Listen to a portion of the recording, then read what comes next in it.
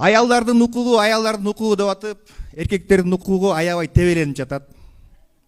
Тебеленмек турсун үстүнө лезгинке билеп атышат.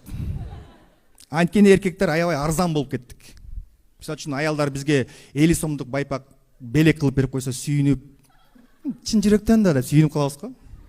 Кээде белеги жок эле, мен сага күйөөгө тийгеним бул эң чоң белегим деп шарт этип кетишет го кичине. Мен сага бала төрөп берген үчүн мага эмне белек бересиң деген идеяны уктуңар беле аялыңарда? Бул деген кылмыш да. Бул деген опузалоо. Бул деген кызмат абалын кыянаттык менен пайдалануу. Заява жасасаң болот мындай сөз үчүн.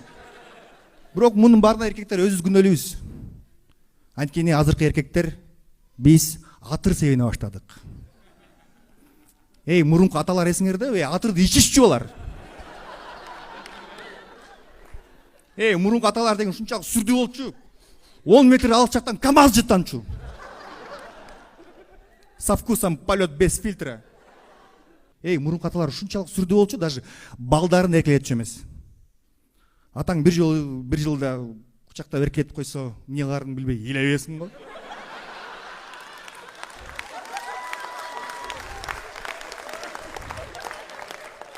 Ата чоң рахмат, мени эркелеткенчи.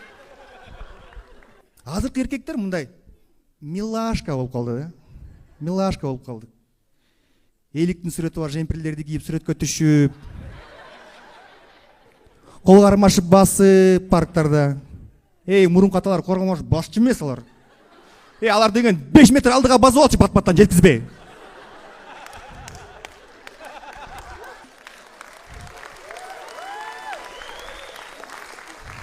Артынан апаң өкүң спортивный ходьба менен кубалап жүрө бересиң.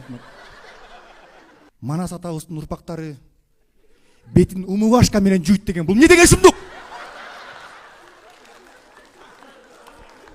Ата бабаларыбыз ушул бейиштей болгон кыргыз жерин күйөөсү менен аялы тиктоктор түшүндүп сактап калды беле? Давай эркектер ойгонгула, укугуңарды тебелеттирбегиле.